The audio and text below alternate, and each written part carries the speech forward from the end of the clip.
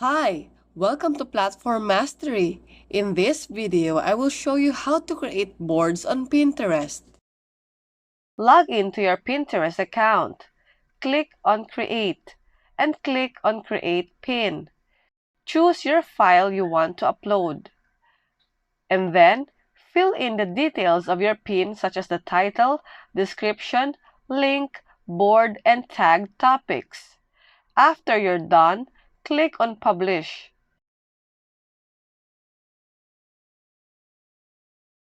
View your pin. Click this small lock logo here and click this add sign. Go to product pins and select all the product pins here that matches your image and click on save products. And here is the tag products. Click save. And that's it. Thanks for watching. Please help us reach 1,000 subscribers by clicking the subscribe button and don't forget to tap the notification bell so that you get notified for our new upcoming videos. See you next time!